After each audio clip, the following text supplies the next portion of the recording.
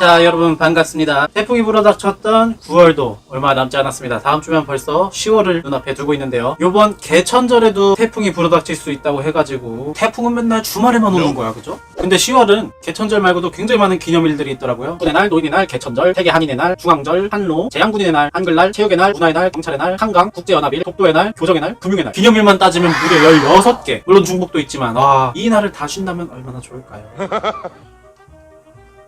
하지만 쉬는 날은 개천절, 한글날 이 두 개뿐이죠. 그래서 오늘 준비한 특집입니다. 그 기념일에 가볼만한 박물관들이 어디가 있는지 한번 알아보도록 하겠습니다.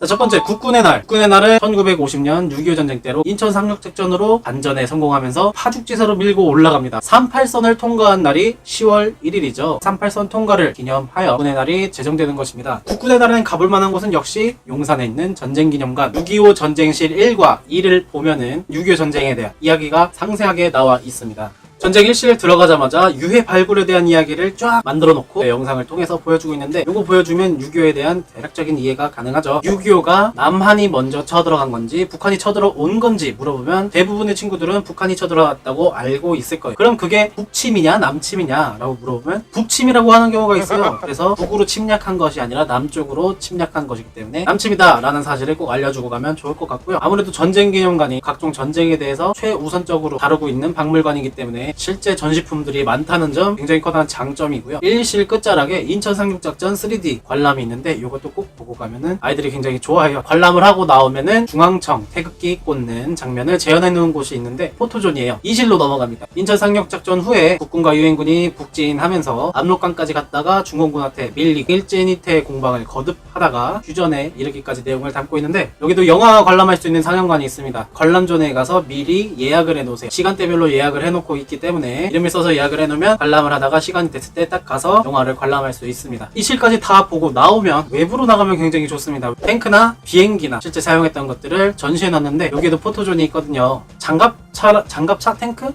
라고 하나요? 제가 군알못이라 거기 안에서 사진을 찍을 수 있는 포토존들도 있으니까 잘 찾아보시면 그 많은 탱크들 중에 분명히 있습니다. 연평 해전 때 파손된 삼수리 357정이 전시되고 있으니까 올라가서 배도 한번 타보고 탄환을 직접 보면서 다급했던 그 순간을 느껴보시기 바랍니다. 전쟁기념관을 차 없이 갈 때는 삼각지역 11번 혹은 12번 출구로 내리시면 되는데, 저는 주로 12번 출구를 이용하긴 합니다. 아무래도 길 찾기 어려우신 분들은 12번 출구로 나와서 쭉 가다 보면 왼쪽에 바로 전쟁기념관 입구가 있으니까 거기로 들어가셔도 될 것 같고, 조금 더 걸어가시면 전쟁기념관 정문이 나오니까 들어가시면 될 것 같습니다. 차를 이용하시는 분들은 일반 15인승 이하 소형차는 2시간에 3,000원부터 시작을 하고 30분에 1,000원씩 추가가 됩니다. 참고하시기 바라고요. 전쟁기념관이 굉장히 좋은 게 각 층마다 화장실이 굉장히 많이 있습니다. 입출구마다 화장실이 하나씩 있다고 할 정도이니까 화장실 이용에 있어서는 굉장히 쾌적한 환경을 자랑합니다.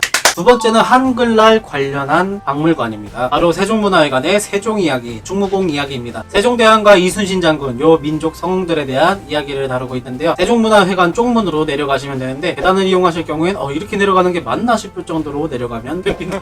엘리베이터 이용하시면 되고요. 관람 요금은 무료입니다. 세종대왕은 정치, 경제, 국방, 문화, 예술, 과학 등의 모든 분야에 통틀어서 백성을 굉장히 사랑하는 마음으로 위대한 업적을 남긴 인물이죠. 세종이야기관에는 당연히 안구일구나 시국이, 자경루 등이 전시되어 있으면 물론이고 한글 창제와 관련된 구체적인 자료와 전시물들이 있으니까 한번 확인해보면 재밌을 것 같습니다. 관람은 U자 형태로 들어간 곳으로 둘러보시고 나오시면 되고요. 다 둘러보신 다음에 나오시면 충무공 이야기도 굉장히 추천드리는데, 가시면은 세종 이야기만 볼 거 아니고 이순신 장군 이야기도 둘러볼 거잖아요. 사실 충무공 이야기가 더 잘 되어 있는 느낌을 받았어요. 임진왜란 당시 주력 전투선인 판옥선이나 새끼분에 대한 이야기도 자세히 다뤄져 있고, 거북선 모형 안쪽으로 들어가서 관람도 할 수 있고요. 그리고 영화도 관람할 수 있는데, 여기는 무료 영화와 유료 영화가 있어요. 무료 영화도 굉장히 퀄리티가 좋습니다. 제가 박물관들을 돌아다니면서 봤던 영상들 중에 손에 꼽을 만큼 좋은 퀄리티를 자랑하고 있습니다. 이순신 장군 쪽에는 아이들이 체험할 수 있는 즐길거리가 조금 더 많이 있어서 재밌을 것 같습니다. 다 둘러보셨으면 나오셔서 광장으로 오셔야죠. 광화문 광장에는 이순신 장군과 세종대왕 동상이 세워져 있으니까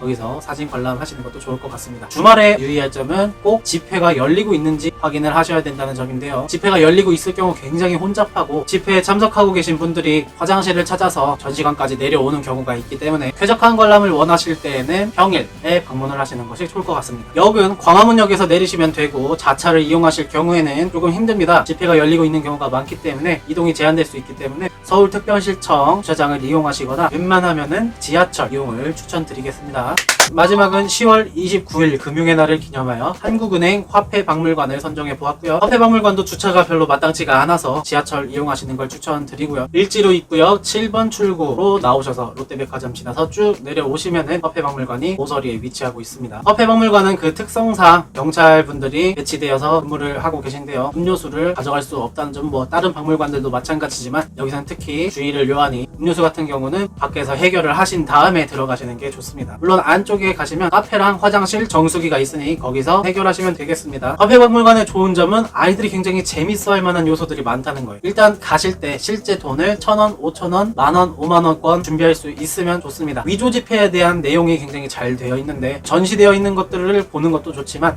직접 꺼내서 빛에 비추어 보면서 위조지폐인지 아닌지 감별해내는 실험을 하는 것이 아이들이 굉장히 즐거워합니다. 그리고 2층으로 올라가시면은 한국은행 총재실, 옛 한국은행 총재실과 회의 장면이 있고요. 반층을 더 올라가게 되면 애고 어른이고 굉장히 좋아할 만한 광경이 펼쳐지는데 파쇄된 지폐로 만든 의자들이 나옵니다. 거기서 파쇄된 만원짜리로 만든 의자는 무려 만원권 1억 7천만원어치가 들어있다고 해요. 여기 앉으면은 부자가 된 느낌을 잠깐 느낄 수 있고요. 의자를 앉아서 딱 앞을 바라보면은 한국은행 옛 금고실이 나오는데 여기에 5만원권 600억원어치와 뭐 다른 지폐들이 전시되어 있고 상자로 돼가지고 돈더미를 넣어놨는데 요거 딱 들어보면서 돈의 무게도 느껴볼 수 있어요. 그거 들어보는 실험하는 거 굉장히 아이들 좋아합니다. 마지막에는 이제 아이들 놀이할 수 있는 기구들이 있습니다. 이 화폐는 어느 나라 건지 서로 대결을 통해서 나라 맞추는 게임도 있고 500원을 넣으면 자신의 얼굴이 찍힌 지폐를 출력해주는 스티커 사진기도 있어요. 그리고 옛날 주화를 만들던 방식으로 금속을 넣으면 압력을 가해서 주화 모양을 만드는 이런 금속 같은 경우는 미리 준비해가기 힘듭니다. 이거는 1층의 기념품 샵에서 2,000원에 팔고 있습니다. 금속 2개와 종이 2개가 들어있으니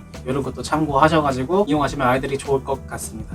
2019년 10월도 알찬 체험을 통해서 아이들이 얻어가는 것이 많은 한 달이 되었으면 좋겠고요. 혼자 다니면은 그냥 지나가잖아요. 이거 있네, 이거 있네, 이거 있네. 박물관을 2배, 3배 더 즐기려면은 해설사를 통해서 부가 설명을 듣는 것이 굉장히 도움이 됩니다. 그럴 때 어디?